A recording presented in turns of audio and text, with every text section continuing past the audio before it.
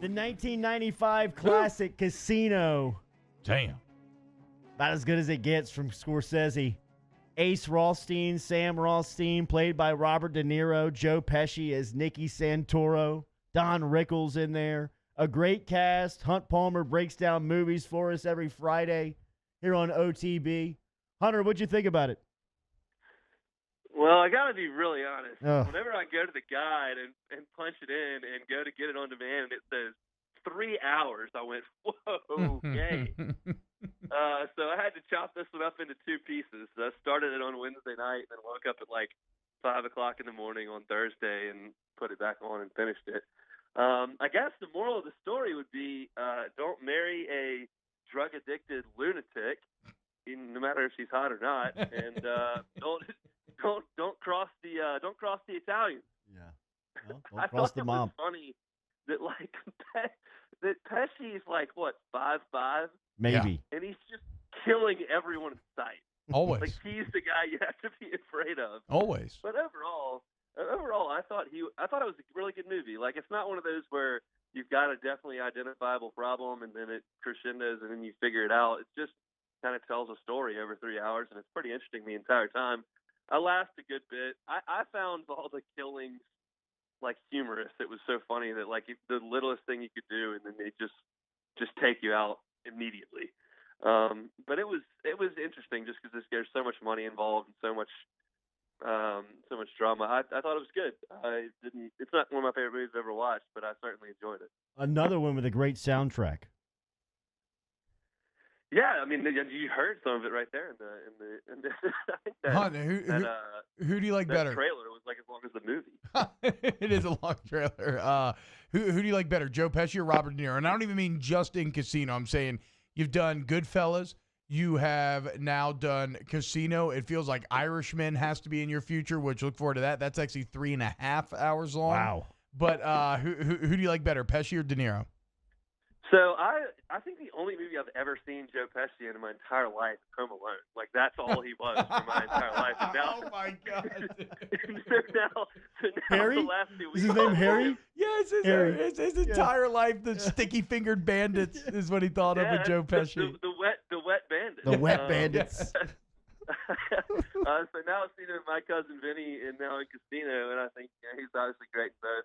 I've seen a few De Niro movies, and obviously I've seen very many movies, but Meet the Parents he's so good at He's Meet great. the Parents. I enjoy. So I'll go with old Ace Rothstein. I'm going to kill that kid. All right, Hunt Palmer every Friday. Did you see that it looks like it's starting to get a feel like things are going to start happening here around sports? What's your point of view? Yeah, it sounds like baseball players are going to show up to camp in June, and they're going to try to start about the 1st of July, which is really good. I've kind of been giving it some thought as to watching sporting events without fans and how much that's going to take away. And I guess what I keep going back to is the question is when you're watching you want to be emotionally invested in your team. Yeah. At least I do. And I wonder how much not having fans takes away from that. And the only thing that I can point to that we've looked at for the rest of the first 32 years of my life is when LSU basketball plays in these November tournaments in the Bahamas or Maui or Charleston or wherever, and there's really nobody there. Can I get all fired up for that? And I can't. Like I can do that. So I mean, it helps to have 100,000 in the seats, and it helps to have Wrigley packed with 40,000. But the fact of the matter is, if it's not, I think I can still get fired up and have those competitive juices flowing with nobody playing. And so I'm excited to hopefully watch some of that. And I think that it won't be quite the same, but I still think it'll get things going. Have you, Hunt, have you messed with any KBO, any Korean baseball? Because like just in terms of what you're saying, now you're not going to have a rooting interest, so maybe you don't care at all, but it is a fascinating look into live sports without fans. For that reason, I've seen a little bit of it. It's not something that I would make a point to go turn on. If I was sitting, and I don't even know what time those games are coming on our time live. But live, they're like 3 a.m. and like 2 a.m. and stuff like that. So that's just not going to be my deal. And I could watch 2 innings, but I can't sit down for 3.5 hours and watch two teams that I've never seen before. Tough day for Jordy's Hanwha Eagles. fall back to 2-2, bro. My NC Dinos, we're about to be 4-0. Yeah. Let's go. No show on radio can pluck teams out of thin air and try to find a rooting interest like OTB. Yeah, what can I say? We did it with the XFL. That crashed and burned. Yeah, I bailed on the Renegades after week 1. I've done the same to the Eagles. We had to move quickly to the KBO. Hunt, as you remember, Hunt Palmer joining us here every Friday at Hoops with Hunt is a regular basketball podcast that you can find online at 1045ESPN.com. Hunt, does Burrow make you an NFL fan? You have always not paid attention to sports on Sundays, specifically in the fall. Does Burrow make you pay attention to what's happening in Cincinnati in the NFL? This has been a topic of conversation on Hester's show, and I really believe this.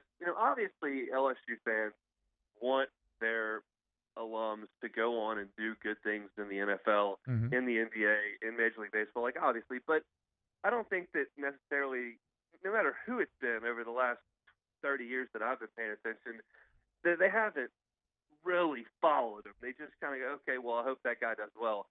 I think Burrow's going to be a little bit different. I'm under no circumstances insinuating that Saints fans are going to pull their allegiance from the Saints and start pulling for the Bengals, or pull for the Bengals against the Saints. But I do think that more so than any other athlete that we've paid attention to, that LSU fans will take an interest, a sincere interest in the Bengals.